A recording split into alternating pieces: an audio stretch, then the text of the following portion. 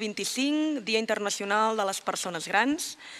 Avui les persones grans alcem la veu per exigir una societat que ens respecti, que ens valori i ens inclogui sense que la nostra edat es converteixi en un motiu de discriminació o exclusió.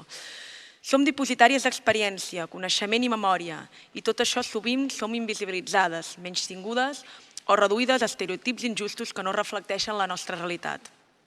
Cal denunciar i combatre l'edatisme, una forma de discriminació silenciosa però profundament arrelada que s'alimenta de prejudicis i simplificacions. Aquests estereotips ignoren la diversitat d'experiències i de maneres d'envellir i imposen un criteri únic i excloent. Les dones grans són les més afectades, ja que pateixen una doble discriminació per raó d'edat i de gènere, fet que n'agreuja l'exclusió social. L'edatisme es manifesta en tots els àmbits i de moltes maneres. Quan se'ns exclou del món laboral, quan se'ns nega la capacitat de decidir, quan els mitjans de comunicació ens retraten com a febles o dependents, o quan se'ns tracta amb una condescendència i quan s'utilitza com a argument per desenvolupar polítiques i pràctiques discriminatòries sense tenir en compte la nostra opinió.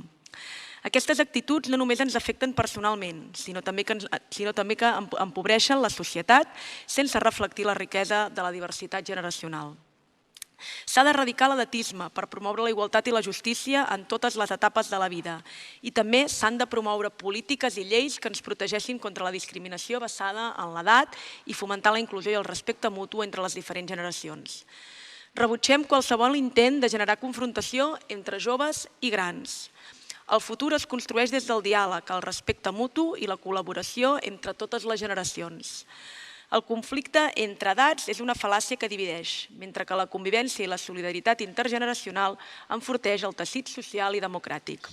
Per això fem una crida a tota la societat, institucions, entitats, empreses, mitjans i ciutadania pel següent. Reconèixer la dignitat en totes les edats, valorar l'aportació de les persones grans pel que hem fet i pel que encara poden oferir.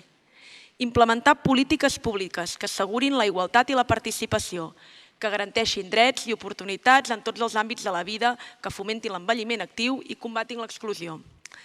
Transformar el relat social, trencar amb els estereotips en els mitjans de comunicació que tenen un paper important en la construcció social i per oferir imatges justes i diverses de la bellesa.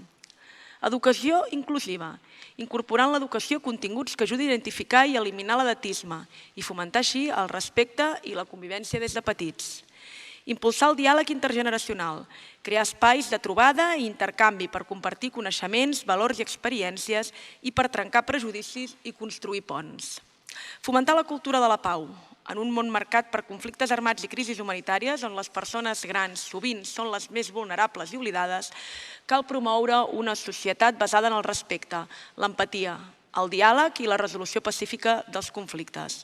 I finalment, valors democràtics, enfortir la democràcia des del compromís actiu i la inclusió de totes les edats per aconseguir una societat més justa que no retalli drets i despeses socials.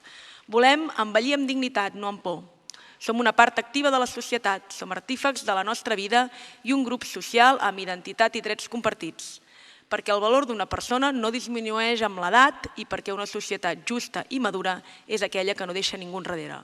La nostra societat serà realment justa només quan sigui inclusiva per a tothom i lliure de discriminació per l'edat. Moltes gràcies.